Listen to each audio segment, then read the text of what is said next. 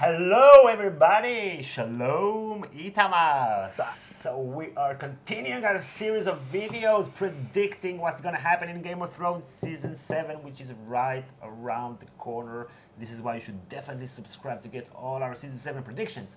And today we wanna talk about Tyrion Lannister.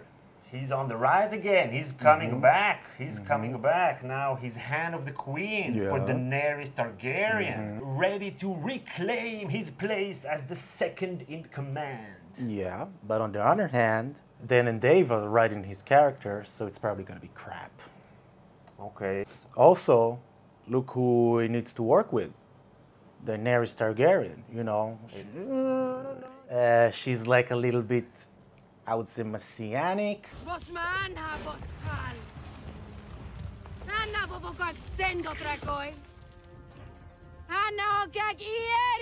You know, and he's very pragmatic. They threw a cow pie at you, so you decide to kill them all. They're starving, you fool, all because of a war you started. You're talking to a king! And now I've struck a king. Did my hand fall from my wrist?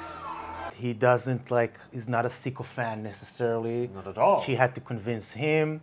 And we already had this sort of a conflict between them last season when he did the grand bargain with the slavers. Right. And she was like, yeah, whatever, I have dragons.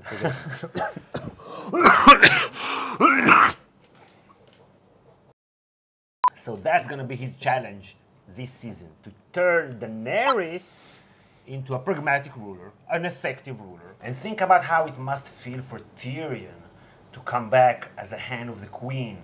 That's like completing a full circle. The last time he was in Westeros, he was in jail, he was on trial, and he had to run away in a box, in hiding, all dirty and shit and drunk and shit. Yeah. And he was lost. Yeah. But guess who's back? Back again. Now he's back. Next to the most badass queen ever. And he can be all like, how do you like them apples? Yeah. Maybe he will also look for a little bit of vengeance, not just to do the right thing. Yeah. He's still human though. He's still human, but vengeance, I don't know, I never saw it, vengeance as part of his arc. It doesn't seem like he's on a mission of like personal vendetta or something. Like, yeah, he hates Cersei, but he already killed his father. It wasn't, we know from the books, it wasn't like this, yeah, I showed you daddy, you know, fuck you, you know. It was like, I'm a kinslayer now and stuff like that. So maybe he will be more relaxed in that sense. And also, we, as an audience, we have Tyrion's point of view as like this not only pragmatic character, but also like sensitive and analytic character, politically analytic. Like he's not this, you know, emotional necessarily, impulsive guy, because he has nothing to be impulsive with. He's not strong, he's not tall, you know, he's not pretty. He works with his mind, and that means thinking a few steps ahead, playing the chess game. So in other words, he can, you know, be our point of view, watching Daenerys lose it, basically. And what it means, lose it, not necessarily she'll be like her dad, you know, want to burn everything and whatever. But he is warning her, he has warned her, remember who was your dad. Yeah. And he knows about the political situation. Right, in Westeros. In Westeros, better than her. He knows that they're coming to a ravaged country, tired country, the people are fed up with the Game of Thrones. And he knows his sister who's sitting on the Iron Throne right now. He knows from the example of his nephew what power can do to a person. I am the king! I will punish you. Oh, wow, okay. That's very interesting.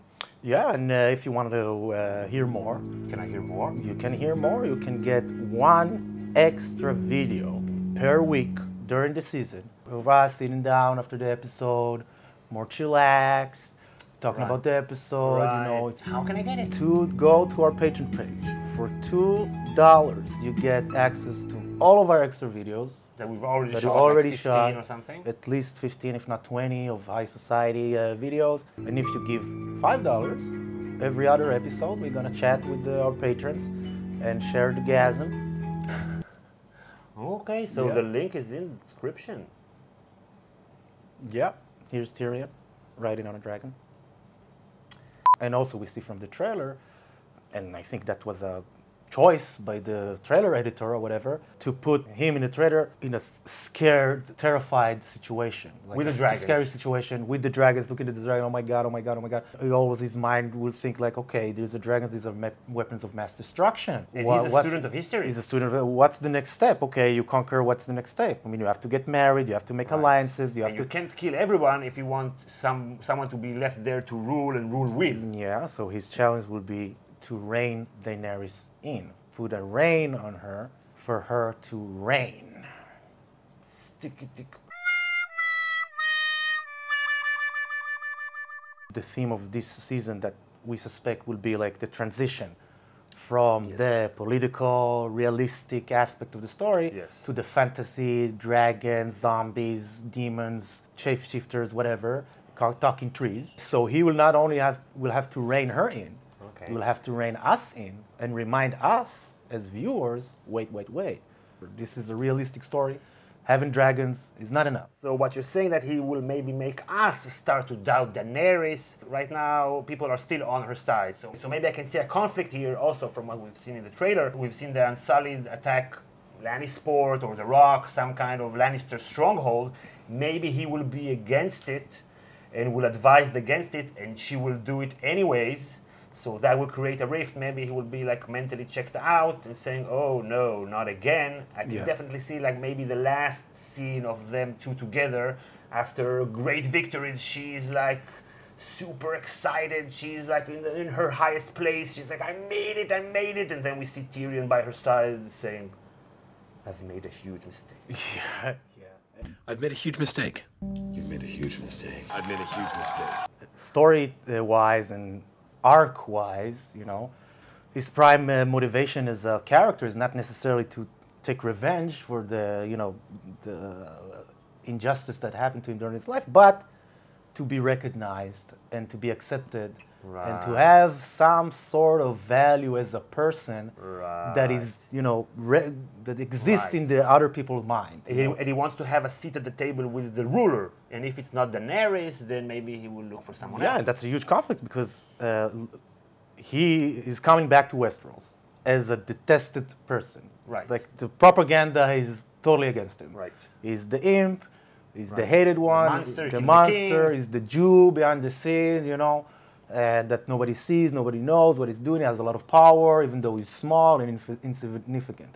So going back to this place, at the back of a conquering dragon, with a huge foreign army and foreign religion, maybe we'll have like, oh, this is not exactly what I wanted. Yeah, it's not what I had in mind. And yeah, what about the people? You know, what are we doing here? We're replacing one lord with another lord. It's not really freedom. It's not a new. It's not really breaking the wheel. Right. In the books, we kind of see him start to deconstruct the political structures and taking good things from all kinds of political systems that he's seen along the way in Essos. Yeah. So he will maybe want to incorporate that.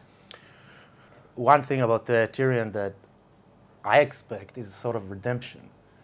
Not in terms of Tyrion redemption, but Dan and Dave redemption. I expect, I mean, I don't expect, I have low expectation, but they have to, you know, make up for the last season or the last two seasons because Tyrion kind of lost his edge. Right, we took it personally. Yeah, we took it personally because if you read the books, you get the sense he's the main character, basically. Right. And the way they depicted him in the show, in the last two seasons at least, is like this weak, confused, alcoholic. Right, doesn't have any momentum to his narrative, it's just like there. No, and he tries and fails and tries and fails, and he's like, you know, he doesn't have like his, you know, eureka moment that he has a lot of this in the book. I'll show you. You know, think outside the box and show it. No, he's like, you know, oh, okay, I'll make a deal with the slavers, blah, blah, blah. I expect more this season. Okay, so give us Tyrion back. So what do you think? How do you think that Tyrion is gonna do his shit in season 7? Be sure to mention in the comments and subscribe to get all our season 7 videos, our predictions, and our videos during the season. This is our last prediction video, Daenerys Targaryen. You should definitely click on that right now. And we'll see you all next time. Thanks for watching. Bye, Itamar.